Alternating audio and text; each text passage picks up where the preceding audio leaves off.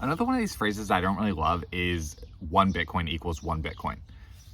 I actually just don't love it. I don't think that's helpful at all. Like, and that's never been the way that my brain has like framed it, right? Like the purpose of saying that is supposed to be that, oh, it's okay that the exchange rate of USD for Bitcoin is going down because 1 Bitcoin equals 1 Bitcoin, right? Or it's supposed to be, again, in theory, reframing and helping you focus on stacking up Bitcoin units instead of focusing on the exchange rate of Bitcoin going up. So I guess directionally, like, I agree with that, right? Directionally, I agree with that. I think that's a positive thing to focus on is, you know, focusing on the amount of Bitcoin units that you're increasing versus, you know, just kind of passively watching the exchange rate for USD going up.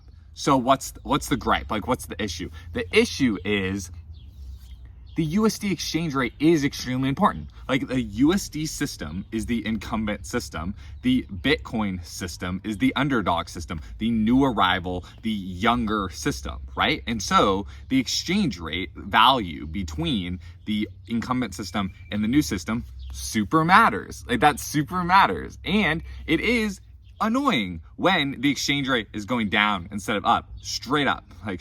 That is annoying and frustrating, which is why I don't think repeating 1 Bitcoin equals 1 Bitcoin is particularly helpful. Like, that's why I'm like passionate about watching Bitcoin grow deeper into personal finances, which, again, okay, that's very jarring, right? Like, how the heck, like, why would you even want to do that when the exchange rate's going down? Like, that only works when the exchange rate's going up, right? But you can't program a dip, or like, you can't plan for dips, and so you always have to keep USD or whatever, right? Totally. Again, it's like, there's a macro bucket of everything that's happening, right? Of the USD economy versus the Bitcoin economy, and just how much value, how much work and labor is being pushed into each.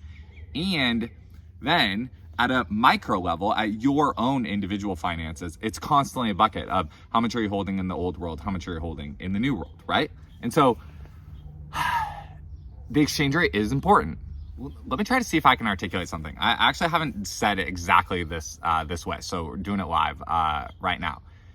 Yes, the exchange rate is quote unquote volatile, right? Like, you can't control what the exchange rate is, and it is volatile. Even like, let's concede that and just say the exchange rate is volatile. What is not volatile, what doesn't have to be volatile, is your monthly finances. If you're paid every 2 weeks, and if your bills go out once a month, and if there's a surplus there between how much money your household is net bringing in and how much is going out total each month, that is not volatile. That's not volatile. That's set, and you have the ability to control that. And I guess that's where, like, I'm trying to push my brain to be like, yes, the exchange rate between the incumbent system and the new system is constantly going up and down. And the scoreboard, as it were, between which system is winning is constantly going up and down.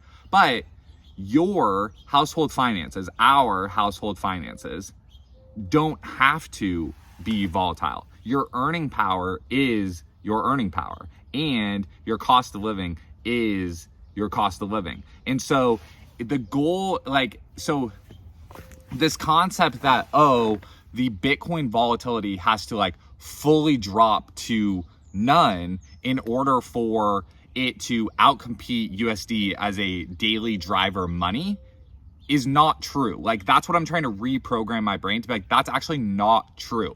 You don't have to, you physically don't have to, the world doesn't have to wait for the volatility between the old system and the new system to drop to like a certain level for it to unlock.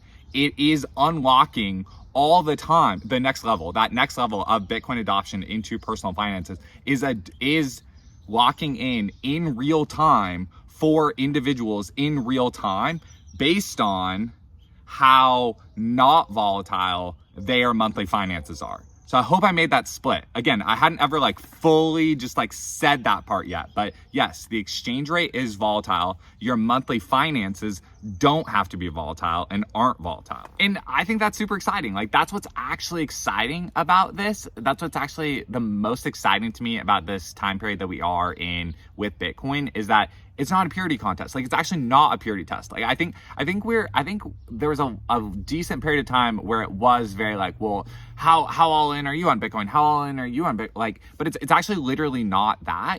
It's more about the systems are competing against each other. And there's people that believe that the volatility from the competition has to drop to a certain level in order for Bitcoin to beat dollars. And then there's other people that believe that actually still in the midst of the two systems competing against each other, there is still an ability to switch what your underlying base money is. And that's exciting. Like, watching those two ideas compete with each other is exciting, because I'm actually fully in the camp now of the other side. I don't think there's going to be this like light switch moment where everyone agrees at one time. They're like, oh, yep, Bitcoin is the money now. Like, I actually think it's more just on a person by person basis. The same way even you decide to even start purchasing and DCAing Bitcoin at the beginning, the next level of Bitcoin moving deeper and deeper into personal finances also is kind of this like gradual unlock as the tools get better, as your mindset changes, as like different things happen in the world, you know, things like that. And so to me, that's the most exciting thing happening in Bitcoin. And it is happening whether the exchange rate is going up or going down, because it's the like simple kind of like belief and reorienting your life around, this is my base money, the cash flow of my, like, it's more of a cash flow thing. And that's the thing, is that the difference between like focusing on, again, an investment, like investing is focused on the exchange rate of things, but just managing cash flow in a more like budget sense, learning how to manage cash flow in a budget sense in a separate currency that has a different exchange rate with the goods and services around you. Like, actually, like I speak from a very like American standpoint.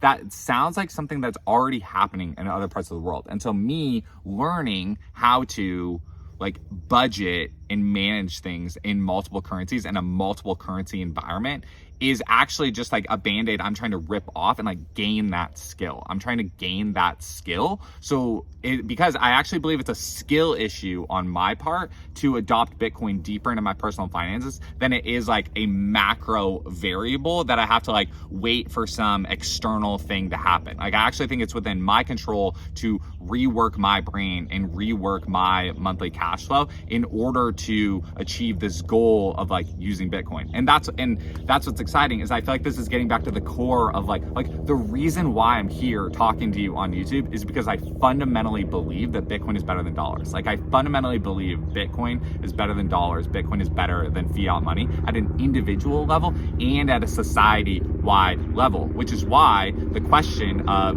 can you adopt Bitcoin as daily driver money during the volatility competition is such a great question.